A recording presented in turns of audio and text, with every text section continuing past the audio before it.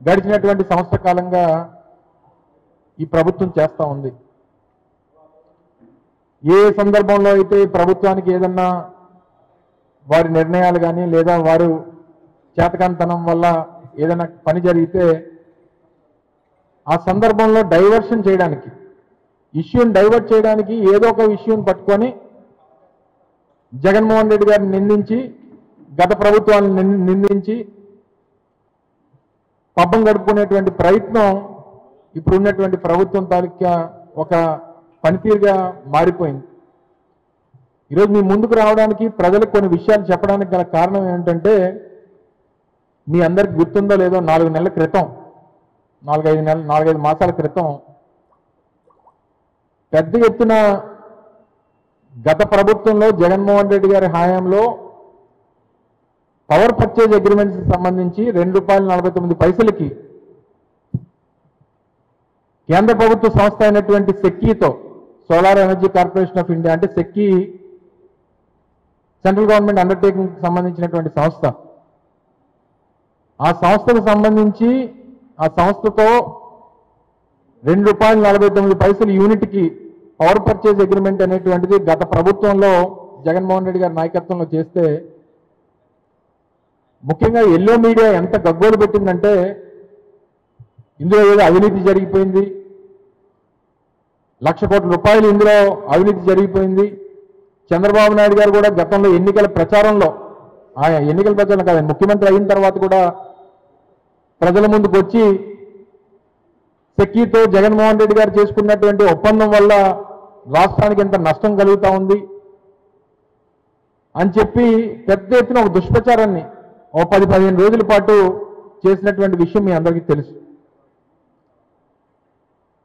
నాకు తెలిసి బహుశా దేశ చరిత్రలో ఈ 2021-22 సంవత్సరంలో చేసుకున్నటువంటి ఒప్పందం, దేశంలో అనేక రాష్ట్రాలు సెక్కీతో ఒప్పందం చేసుకుంటే అత్యంత తక్కువ రేటుకి చేసుకున్నటువంటి రాష్ట్రం ఆంధ్రప్రదేశ్. జగన్మోహన్ రెడ్డి గారి నాయకత్వంలో ఆంధ్రప్రదేశ్ రాష్ట్రం ₹2.49 సోలార్ పవర్ కొనుగోలు చేసినటువంటిది దేశంలోనే అత్యంత తక్కువ రేటుకి చేసుకుంది.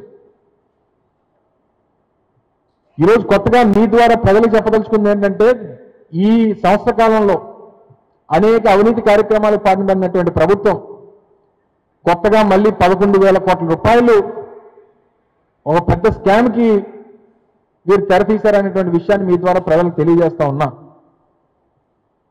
ఆ రోజు జగన్మోహన్ రెడ్డి గారి నేతృత్వంలో ₹2.49 సెక్కీతో ఒప్పందం చేసుకుంటేనే గగ్గోలు పెట్టినటువంటి ఈ ప్రభుత్వం ఈరోజు యాక్సిస్ అనేటువంటి సంస్థతో ₹4.60 400 మెగావాట్లు 25 సంవత్సరాలకు ఒప్పందం చేసుకుంది. మరి మేము ₹2.49 మేము ఒప్పందం చేసుకుంటేనే ఏదో నష్టం జరిగిపోయింది, ప్రభుత్వం ఆ రోజు ఉన్నటువంటి ప్రభుత్వం అవినీతి పాల్పడిందని చెప్పినటువంటి చంద్రబాబు నాయుడు గారు మరి ఈరోజు ₹4.60 మీరు ఏ రకంగా ఆ సంస్థతో ఒప్పందం చేసుకున్నారు? తద్వారా రాష్ట్ర ఖజానాకి దాదాపు సంవత్సరానికి ₹210 కోట్ల అదనపు భారాన్ని ఈరోజు మీరు మోపారు. అంటే రాష్ట్ర ఖజానా కంటే ఇందులో మీరు ఎంత కొట్టేశారు, మీ తాలూకు వాటా ఎంత? ₹2.49 ₹4.60 ₹2.11 తేడా ఉంది కదా. మరి ₹2.11 ఎక్కువకి ఎందుకు కొనుగోలు చేశారు? మరి దీనివల్ల పడినటువంటి అదనపు భారం, రాష్ట్ర ఖజానా మీద పడినటువంటి అదనపు భారానికి ఏం సమాధానం చెప్తారు? గతంలో జగన్మోహన్ రెడ్డి గారి మీద చేసినటువంటి ఆరోపణలకు ఏం సమాధానం చెప్తారు? వీటన్నిటికీ కూడా ఈరోజు ఉన్నటువంటి ప్రభుత్వం సమాధానం చెప్పాల్సినటువంటి బాధ్యత వాళ్ళ మీద ఉంది.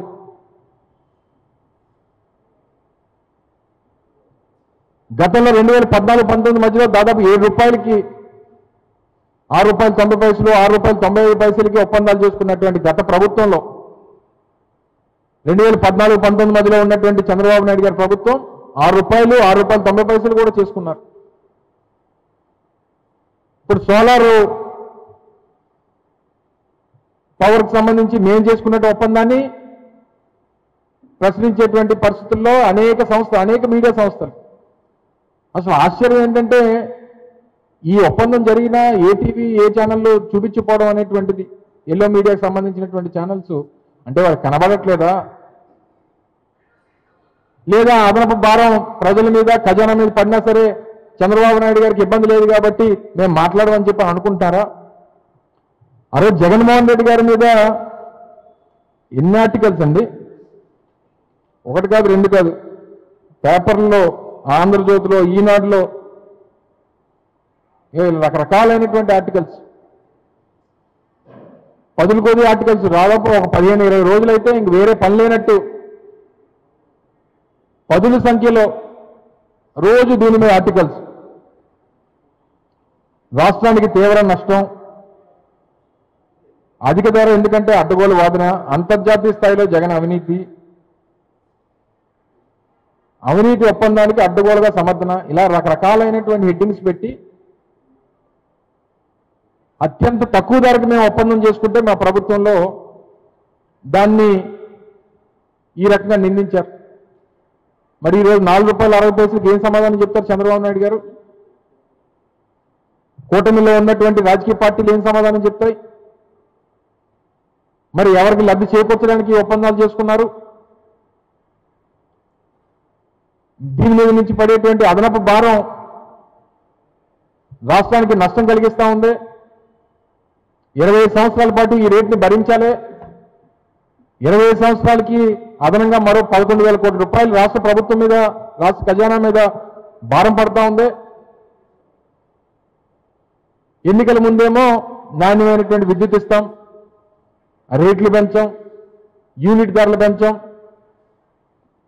అని చెప్పి వచ్చినటువంటి ప్రభుత్వం సంవత్సరంలో 15,000 కోట్ల రూపాయలు అదనపు భారాన్ని రాష్ట్ర ప్రజల మీద పడేసింది. మీ అందరికీ తెలుసు, 3 నెలల క్రితం పెద్ద ఎత్తున ఒక ఉద్యమాన్ని కూడా చేపట్టాం. రాష్ట్ర వ్యాప్తంగా అన్ని జిల్లా కేంద్రాల్లో కూడా ప్రభుత్వం మీద ఒత్తిడి తీసుకురావాలని, పెంచినటువంటి ఈ విద్యుత్ ధరలు ఏవైతే యూనిట్ ఛార్జెస్ ఉన్నాయో వాటిని తగ్గించాలని చెప్పి ప్రతిపక్షం మా పని మనం చేస్తూ ఉన్నాం. మీరు అడ్డగోలుగానేమో మీరు ఒప్పందాలు చేసుకుంటారు, డబ్బులు కాజేసేటువంటి కార్యక్రమాలు చేస్తారు, భూములేమో రూపాయికి ఇచ్చేస్తారు, ఊరు పేరు లేనటువంటి కంపెనీకి ఏమో 60 ఎకరాల రూపాయికి ఇచ్చేస్తారు. ఏం చేస్తున్నారంటే ఓన్లీ ఈ సంవత్సర కాలంలో కేవలం ఏ రకంగా దోపిడీ చేయాలి, ఏ రకంగా డబ్బులు కొట్టేయాలనేటువంటి దాని మీద పెట్టినటువంటి దృష్టి ఈ రాష్ట్రంలో పేదవాడి సంక్షేమం, రాష్ట్ర అభివృద్ధి మీద పెట్టకపోవడం అనేటువంటి చాలా బాధాకరమైనటువంటి విషయం. సింహాచలంలో మనం చూసాం ఏ రకమైనటువంటి పనులు చేశారో, దానివల్ల ఎంతమంది ప్రాణాలు పోయాయో. ఒకరి మీద యాక్షన్ తీసుకున్నారండి? కమిటీ వచ్చింది, మాట్లాడింది, వెళ్ళిపోయింది. క్లియర్ కట్గా కాంట్రాక్టర్ చెప్పాడు, మా మీద ఒత్తిడి తీసుకుని వచ్చి పనులు చేయించారండి, నిలబడదన్నా సరే బలవంతంగా పనులు చేయించారండి. అంటే ప్రభుత్వం తాలూకు పనితీరు మీద శ్రద్ధ లేదు, చేసేటువంటి పనుల మీద శ్రద్ధ లేదు, చేస్తున్నటువంటి ఒప్పందాలు సరే మాకు 164 సీట్లు ఉన్నాయి కాబట్టి మేము ఏం చేసుకున్నా పర్వాలేదనేటువంటి బరితెగింపు, రాష్ట్ర ఖజానాకి గండి కొట్టేటువంటి కార్యక్రమం. ₹2.10 తేడా యూనిట్ మీద. అయినా మనం మాట్లాడం, సమాధానం చెప్పం. యాక్చువల్గా ఈ ప్రపోజల్స్ ఏమైనా వచ్చినప్పుడు ఏపీఈఆర్సీకి పంపించి వారి తాలూకు అంగీకారం తీసుకొని ఈ కొనుగోలు అనేటువంటి సహజంగా జరుగుతాయి. ఈ ఉన్నటువంటి చట్టంలో ఉన్నటువంటి లూప్ హోల్స్ అన్నింటినీ తీసుకొని సెక్షన్ 108 అనేటువంటి ఏదైతే సెక్షన్ ఉందో వాళ్ళ మీద ఇలా తీసుకోవాలనేటువంటిది వాళ్ళని ప్రెజర్ చేస్తూ ఈ సెక్షన్ వాడి ఒప్పందం చేసేసుకున్నారు. పక్క రాష్ట్రాలు ఏమో తక్కువ కొంటాయి, మనం మాత్రం ఎక్కడ లేనటువంటి రేట్లకి మనం కొంటాం. అడిగితేనేమో జగన్మోహన్ రెడ్డి గారి సంబంధించినటువంటి పాత ఒప్పందాలు మీకు అవసరమైతే అది ఎక్కువ రేటు. ఇప్పుడు ఏం సమాధానం చెప్తారు? ఇంత పెద్ద ఎత్తున అవినీతికి పాల్పడి సంవత్సర కాలంలో ఒక పక్క శాండ్, ఒక పక్క ల్యాండ్, ఒక పక్క బెల్ట్ షాపులు, ఇంకొకటి రెండు కాదు, అన్ని రకాలైనటువంటి అవినీతిలో ఎన్ని రకాలు ఉన్నాయో, అవినీతి చేయడానికి ఎన్ని అవకాశాలు ఉన్నాయో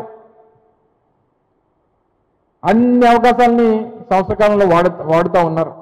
పై స్థాయి నుంచి ముఖ్యమంత్రి గారి స్థానం నుంచి కింద స్థాయి కార్యకర్త వరకు, తెలుగుదేశం పార్టీ కార్యకర్త వరకు, కూటమికి సంబంధించినటువంటి కార్యకర్తల వరకు